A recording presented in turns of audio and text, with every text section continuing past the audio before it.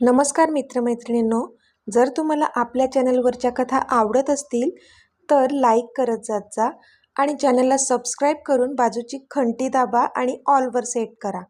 म्हणजे जेव्हा जेव्हा मी नवीन व्हिडिओ किंवा कोणतीही नवीन पोस्ट अपलोड करेन तेव्हा ती सगळ्यात आधी तुमच्यापर्यंत पोहोचेल. धन्यवाद. तर वळूया आपल्या कथेच्या पुढच्या भागाकडे. पण जेव्हा तिने समोर बसलेल्या त्या मुलाला पाहिलं तसं तिने आश्चर्यचकित होऊन तोंडावर हात ठेवला. पण नंतर लगेच तिच्या चेहऱ्यावर आनंद आणि ओठांवर खूप मोठी स्माईल आली.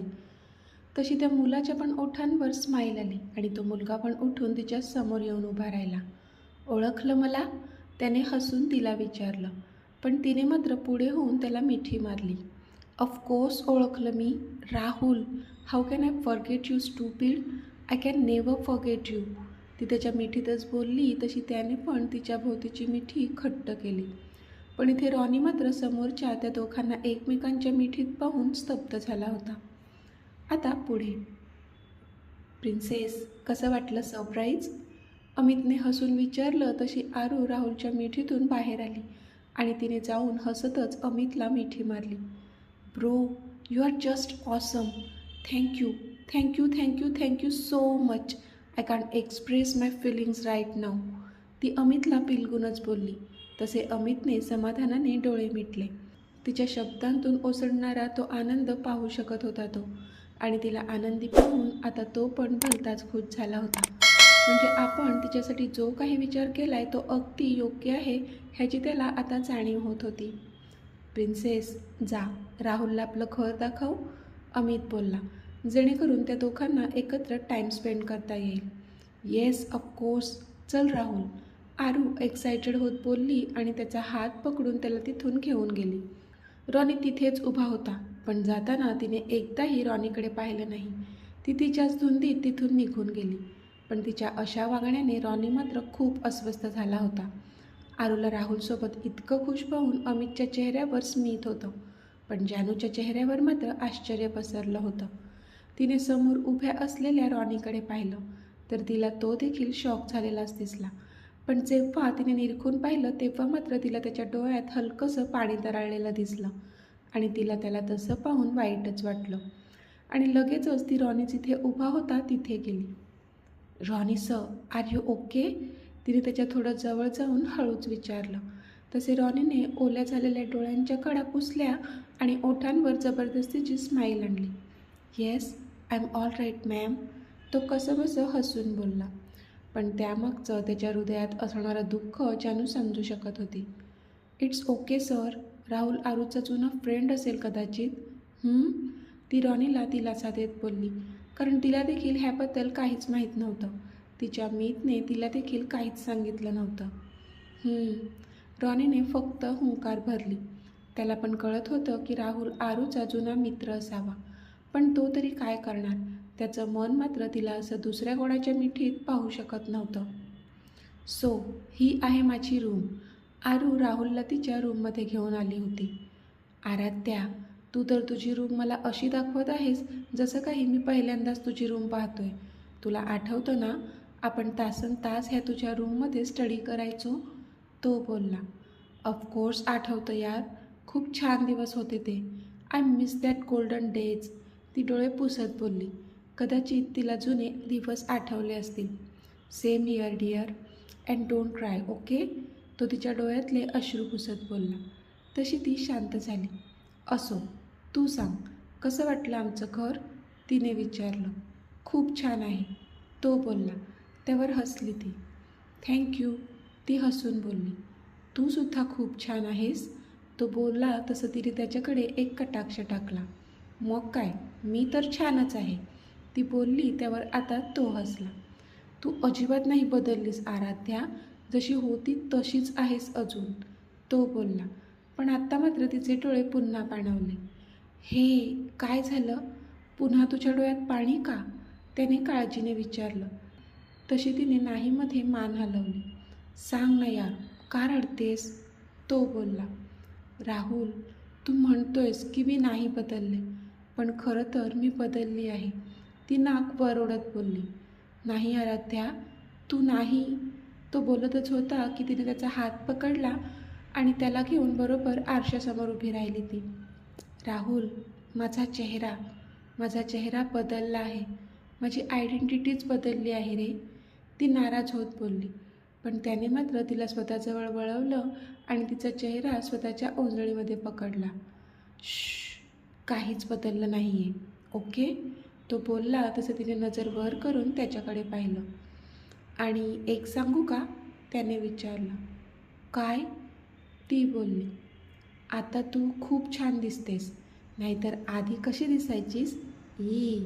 तो कसं तरीच तोंड करत बोलला, पण त्यावर ती मात्र चिडून त्याच्याकडे पाहू लागली. What do you mean by हां? तिने चिडून विचारलं तसं तो जोरातच हसला. हसतोय काय? तिने त्याच्या कॉलरला पकडलं. अगं म्हणजे तेव्हा तू एवढी काही खास दिसत नव्हतीस असं म्हणत होतो मी, तो बोलला आणि तिथून पळाला. पण ती मात्र चिडून त्याला मारण्यासाठी त्याच्या मागे धावली. ती चिडून बोलली आणि त्याच्या मागे पळून लागली. दोघेही एकमेकांना उशा फेकून मारत होते आणि त्यांची पळापळी सुरू होती. ती चिडली होती आणि तो मात्र हसून तिला अजूनच चिडवत होता. शेवटी पळून पळून दोघेही थकले आणि बेडवर आडवे झाले. दोघांनाही थाप लागली होती. दोघेही मोठमोठाले श्वास घेत होते. तर काय म्हणत होतास तू? ही आराध्या राज्याध्यक्ष खास दिसत नव्हती. ती आता उठली होती आणि त्याला जाब विचारत होती, पण तो मात्र तिला बघून फक्त हसत होता. हसतोय काय असा? बोल ना, तिने चिडून विचारलं. पण त्याने मात्र तिला तसंच गोल फिरवलं आणि आता ती खाली आणि तो तिच्या वर होता. आराध्या, तू आधीसुद्धा खूप सुंदर होतीस आणि आत्तासुद्धा त्याहून जास्त सुंदर आहेस. का माहीत आहे? कारण तुझं मन सुंदर आहे. Your pure soul. तो अगदी तिच्या डोळ्यात बघून बोलला. तिला ते ऐकून आनंद तर झाला होता, पण त्यावर ती कशीनुशी हसली, कारण तो आता तिच्या खूपच जवळ होता आणि त्याच्या त्या खोल नजरेने तिला अवघडून गेल्यासारखं वाटत होतं. म्हणून कधी एकदा तो आपल्यावरून उठतो असं झालेलं तिला. राहुल, उठतोस का प्लीज? तो कधीपासून तिलाच बघत होता, म्हणून तीच जोरात बोलली. तसं त्याला कळलं की ती अवघडून गेली आहे आणि तो पटकन स्वतःला सावरत तिच्यावरून उठून बाजूला झाला. तशी ती पण पटकन उठून बसली. तुला माहीत आहे, कालपर्यंत मला वाटत होतं की तू खरंच त्या ॲक्सिडेंटमध्ये गेली. पण जेव्हा अमित ब्रोने मला तुझ्या जिवंत असण्याबद्दल सांगितलं ना, मला किती आनंद झाला असेल ते मी शब्दातसुद्धा तुला सांगू शकत नाही आराध्या, तो बोलला. तू मला मिस केलंस का? तिने विचारलं. खूप जास्त मिस केलं मी तुला ह्या इतक्या वर्षात, तो बोलला. तशी हसली ती.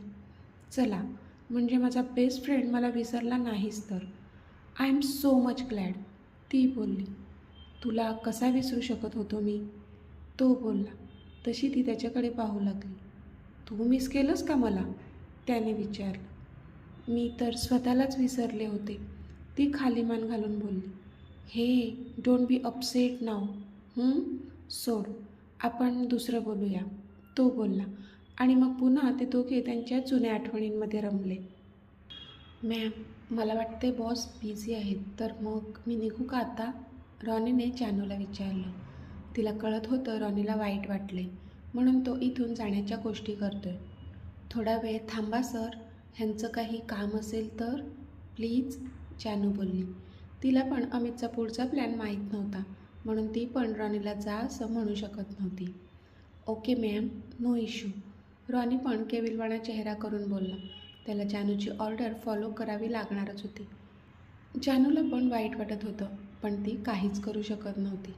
थोडा वेळ इकडच्या तिकडच्या गप्पा मारून झाल्या आणि मग राहुलचे आईवडील मेन मुद्द्यावर आले. अमित, आमच्या बाजूने तर आम्ही होकार आधीच सांगितला आहे. आता मिस्टर अँड मिसेस राज्याध्यक्षांचा पण होकार असेल तर आपण पुढची बोलणी करायची का, राहुलचे वडील बोलले. तसे राम आणि रीमा त्यांच्याकडे आश्चर्याने पाहू लागले. पुढची बोलणी म्हणजे? आम्ही काही समजलो नाही, राम एकदा राहुलच्या आईवडिलांकडे तर एकदा अमितकडे पाहून बोलले. म्हणजे तुम्हाला काहीच कल्पना नाही आहे का ह्या नात्याबद्दल? अमित, तू काही सांगितलं नाहीस का ह्यांना, राहुलच्या वडिलांनी चकित होत विचारलं. 1 मिनिट अंकल, डॅड, मी सांगतो सगळं. अमित एकदा राहुलच्या वडिलांना तर नंतर रामकडे पाहून बोलला, डॅड, मॉम, ॲक्च्युली मी आपल्या प्रिन्सेससाठी राहुलला पसंत केलं आहे. मला वाटतंय की आरू आणि राहुल दोघांचं लग्न व्हावं. They are made for each other. Amit बोलला. तसे राम आणि रीमा दोघांनाही आश्चर्य वाटलं. पण ते ऐकून खरा धक्का तर लागला होता तो जानूला आणि तिच्याच थोडं मागे उभं असणाऱ्या रॉनीला. तो तर शॉक होऊन 2 पावलं मागेच सरकला. अचानक त्याच्या डोळ्यांसमोर अंधारी आल्यासारखं वाटलं त्याला. जानूने पण शॉक होऊन रॉनीकडे पाहिलं. तिला पण हे सगळं अनपेक्षित होतं. अरे, पण हे असं अचानक? रीमांनी विचारलं. अचानक असं काही नाही आहे मॉम. दोघेसुद्धा एकमेकांना खूप चांगल्या प्रकारे ओळखतात. कॉलेजपासून ओळखतात आणि राहुलला जेव्हा मी ह्या लग्नाबद्दल विचारलं तेव्हा त्याने तर क्षणाचा विचार न करता होकार दिला आहे ह्या लग्नाला.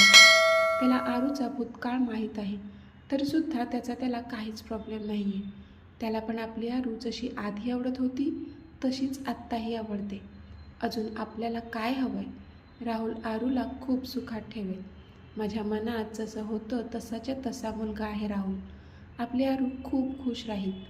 अमित खूप भरभरून बोलत होता, पण इथे जानू, राम, रीमा तिघेसुद्धा त्याच्याकडे एकटक पाहत होते. पण आरू, तू तिला विचारलं का? तिची संमती आहे का ह्या लग्नाला? रीमाचा प्रश्न.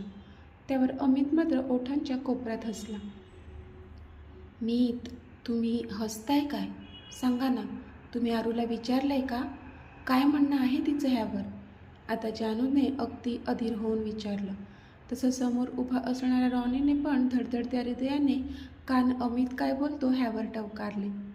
हो, होकार आहे प्रिन्सेसचा.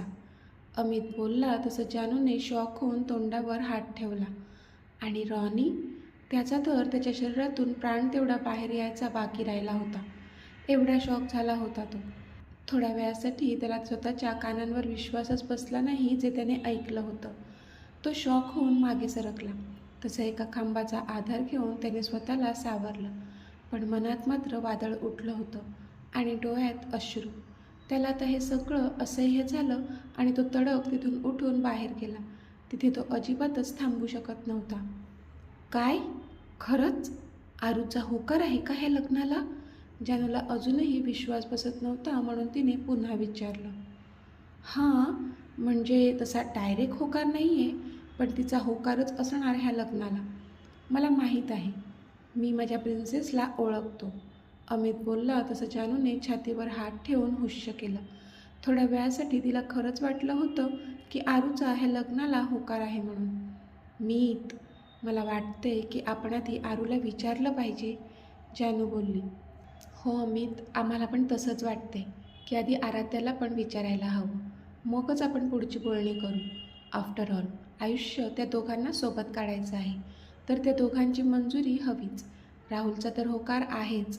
आराध्याचा पण होकार मिळाला तर मग आपण लवकरच एंगेजमेंटची अनाऊन्समेंट करू, राहुलचे वडील बोलले.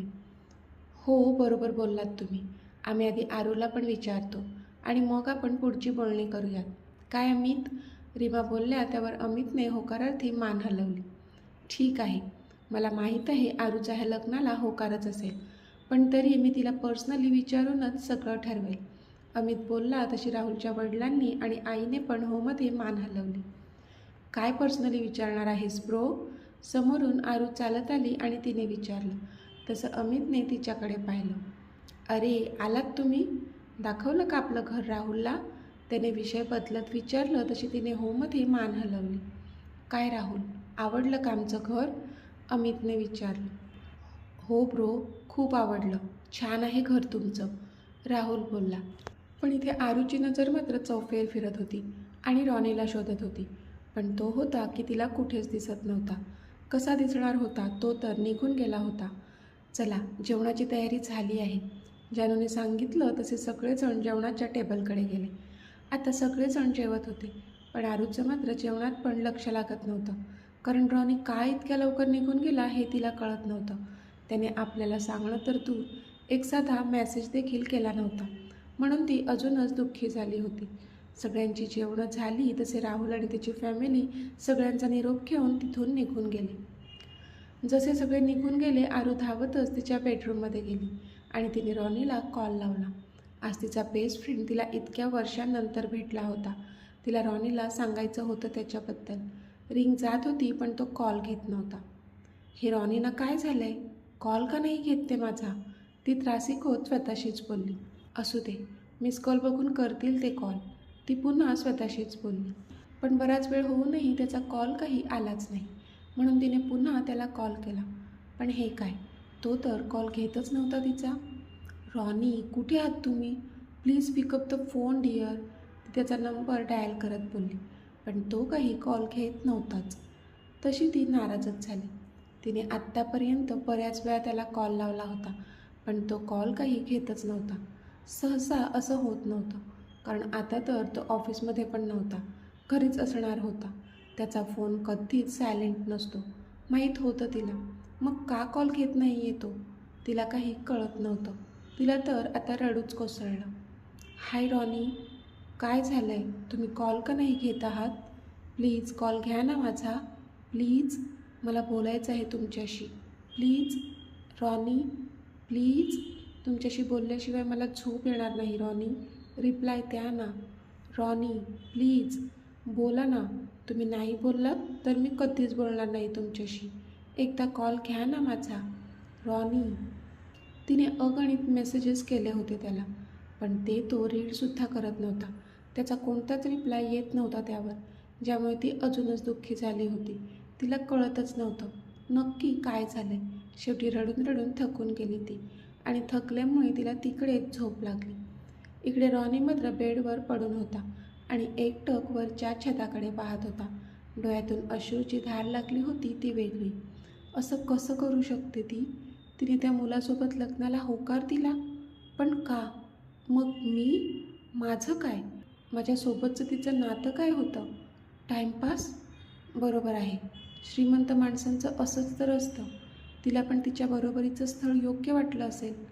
पण मग तसं सांगायचं ना मला. मी तिच्या आनंदाच्या आड का आलो असतो? मी तर उलट आधीच तिच्यापासून दूर जात होतो, पण तिनेच मला थांबवलं, स्वतःमध्ये गुंतवून ठेवलं. आता मी काय करू? कसा जगू मी तिच्याशिवाय? रॉनी मनातल्या मनात सगळं बोलत होता. त्याचं मन रडत होतं, शिवाय तो स्वतःसुद्धा रडतच होता. हो, होकार आहे प्रिन्सेसचा. अमितचे ते शब्द वारंवार त्याच्या डोक्यात घुमत होते आणि आता अतोनात त्याला त्रास होत होता. त्याने घरी आल्या आल्याच त्याचा फोन आज खरंच सायलेंट केला होता आणि टेबलवर फेकून दिला होता. त्यामुळे आराध्याने केलेल्या अगणित कॉल्स आणि मेसेजपर्यंत तो पोहोचूच शकला नव्हता. इथे जानूने सगळं आवरलं आणि ती पटकन तिच्या बेडरूममध्ये जाण्यास निघून गेली. तिला कसंही करून आता अमितशी बोलायचं होतं. त्याला आरू आणि रॉनीच्या नात्याबद्दल सांगायचं होतं. असा कसा तो आरूला न विचारता तिच्या लग्नाचा निर्णय घेऊ शकत होता? शिवाय ह्याबद्दल त्याने तिलासुद्धा काही कल्पना दिली नव्हती. असा कसा करू शकत होता तो? तिला तर रागच आला होता त्याचा. आधी तर ह्यासाठी त्याच्याशी भांडणार होती ती, आणि नंतरच ती त्याला रॉनी आणि आरूच्या नात्याबद्दल सांगणार होती. म्हणून जितकं लवकर जाता येईल तितक्या भराभर पायऱ्या चढत ती त्यांच्या बेडरूमकडे निघाली. तर मित्रमैत्रिणींनो, आजचा भाग तुम्हाला कसा वाटला ते मला कमेंटमध्ये सांगा. आणि जर आवडला असेल तर व्हिडिओला लाईक करा, शेअर करा आणि चॅनलला सबस्क्राईब करून बाजूची घंटी नक्की दाबा. चला तर भेटूया आपल्या पुढच्या भागात. तोपर्यंत धन्यवाद.